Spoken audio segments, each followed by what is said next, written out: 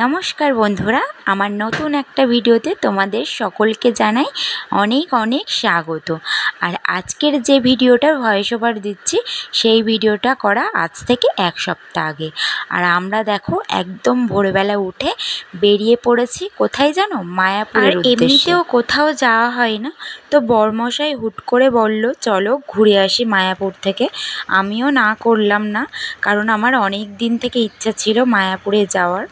ঘরের এত কাছে থাকতেও তবু এখনো পর্যন্ত আমার ভগবানের দর্শন হলো না। আর সাহেববাবুরও একটু ঠান্ডা লেগেছিল, সেই জন্য আগের দিন রাত্রেবেলা আর কি সাহেববাবুকে একটু ডাক্তারখানা থেকে ঘুরিয়ে এনেছিলাম, কারণ একটু বাইরের দিকে যাচ্ছিলাম তো সেই জন্য।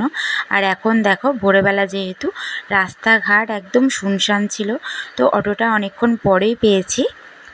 আর আমরা স্টেশনে না আস্তে আস্তে একদমই ট্রেন পেয়ে গেছিলাম, তো তাড়াহুড়ো করে ওই জন্য ট্রেনেও উঠে পড়েছিলাম। আর এই ট্রেনটা যদি মিস হয়ে যেত তাহলে মানে পরের ট্রেন পেতে পেতে আরও আমাদের অনেকটা দেরি হয়ে যেত, প্রায় 1 ঘন্টা দেরি হয়ে যেত। আর সাহেববাবু দেখো ট্রেনের মধ্যে উঠে ঘুমিয়ে পড়েছে, একেবারে ভোরবেলা উঠেছিল তো সেই জন্যই।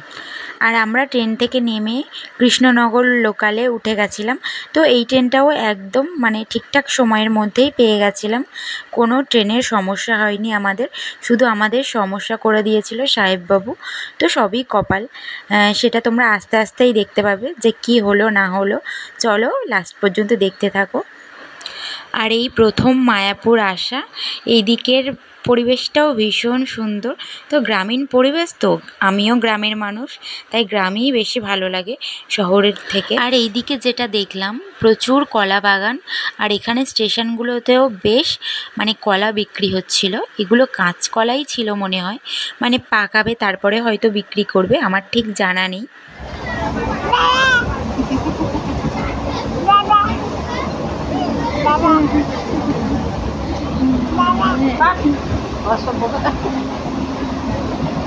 বাবু কই দেখছে দেখছে দেখছে দেখছে দেখছে লাভবে তো। আর ট্রেন থেকে নেমে গেছি, আর দেখো সবার কাছে একটা একটা করে পুঁটলি হয়ে গেছে, মানে মানুষের থেকে পুঁটলি বেশি হয়ে গেছে। আর যেহেতু সাহেববাবু আছে সেখানে আমরা মানে শুধু বড় মানুষরা গেলে যা হোক জামা কাপড় নিয়ে গেলে হয়ে যেত, কিন্তু সাহেববাবুর জন্য তো এক্সট্রা অনেক জামা কাপড় লাগে, তো সেই জন্য। আর আমরা দেখো জেটি ঘাটেও এসে গেছিলাম, আর আমরা এসে দেখলাম একটা মানে নৌকা অলরেডি ছেড়ে দিচ্ছে, তো তার জন্য একটু দাঁড়াতে হয়েছিল আমাদের।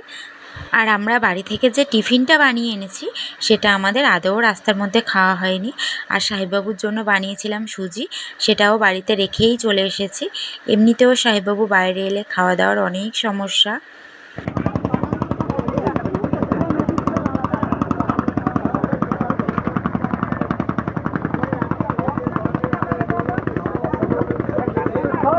ওটা ভর্তি হয়ে গেছে রে, তার একটু আগে কি করে আসবো?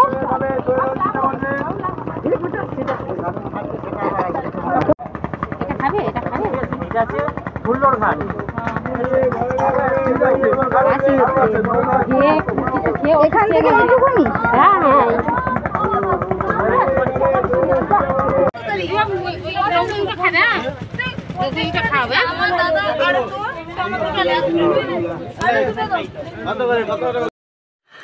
আর আমাদের ওইদিকে ওয়েদারটা তো ছিল মানে বৃষ্টি হচ্ছিল, আবার রোদ হচ্ছিল, মানে বেশিরভাগ দিনই সারাদিনটা আকাশ মেঘলা করেছিল, আবার বিকাল থেকে বৃষ্টি হচ্ছিল।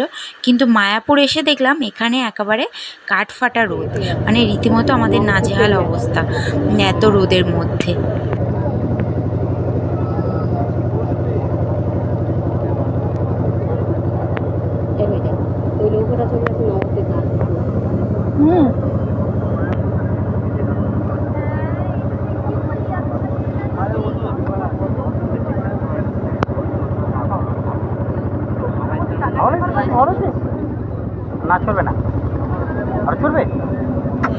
আর আমরা প্রপার মায়াপুরে পৌঁছে গেছিলাম 10:22 নাগাদ।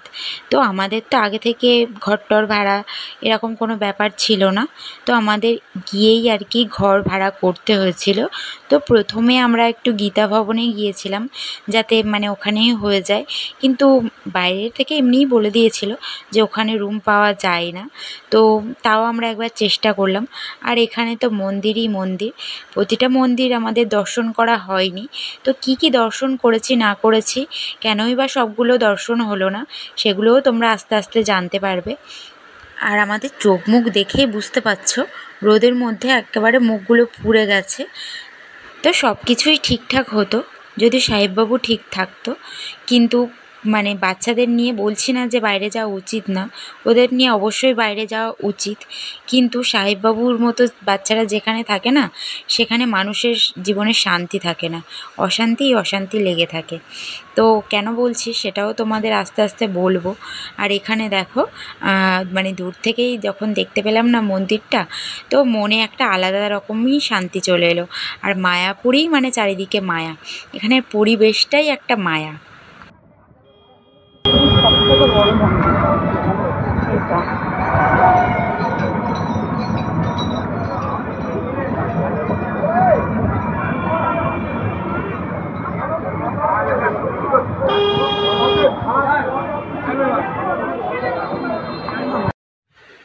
আর এখানে দেখো এই মন্দিরের মধ্যে ঢুকে সাহেববাবু আর মাকে এক জায়গায় দাঁড় করিয়ে রেখে আমরা আগে খাবার কুপনটা কেটে নিয়েছিলাম।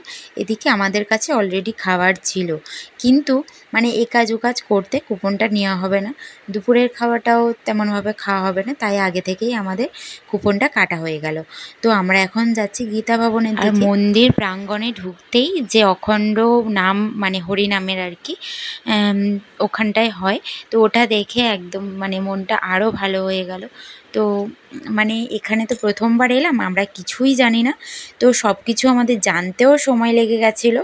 তো জানতে জানতেও মানে একটা অনেকটা সময় লাগে, তো না জেনে গেলে যা হয় আর কি, সেগুলো আমাদের অনেকটা হেনস্থা হতে হয়েছিল। কি আর করব বলো, ভগবান হয়তো আমাদের ওই দিকেই মানে চালিত করছিল যে তোরা এরকম নাজেহাল হয়েই শেখ। তো সেই জন্য আমরা মানে অনেকটাই আমাদের অবস্থা খারাপ হয়ে গেছিলো। তো এদিক ওদিক করতে কিছুই জানি না, আমরা কোথায় কি আছে সেটুকুও জানি না, শুধু মানে চলে গেছিলাম এই ভেবে যে যাই ভগবানের কাছ থেকে ঘুরে আসি, হয়তো মনে একটু শান্তি মিলবে। এমনটা নয় যে মনে শান্তি মেলেনি, কিন্তু মানে শান্তির মধ্যেও অশান্তি লেগে গেছিলো। তো যেটা ভেবেছিলাম যে এখানে গেলে হবে না, সব কিছু হয়তো ঠিকঠাকই থাকবে, কিন্তু আদৌ সেটা নয়।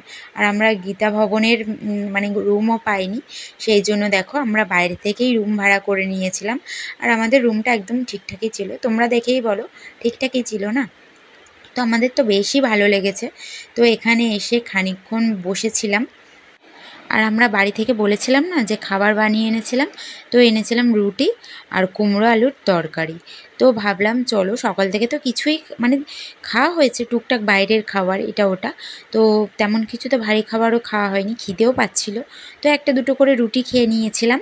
আর তারপরে দেখো আমরা বেরিয়ে পড়েছিলাম, তো ঘুরবো, তার উপরে মানে একেবারে খেয়ে দিয়ে আসবো ওখান থেকে। হাই করো একটু, হাই হাই। আর ভিডিওটা অনেকটা বড় হয়ে যাবে, সেই জন্য ছোট করেই আজকের দিলাম। তো মায়াপুরের ভিডিও কেমন হলো অবশ্যই কিন্তু তোমরা কমেন্ট করে বলো, আর সবাই বলো হরে কৃষ্ণ রাধে রাধে।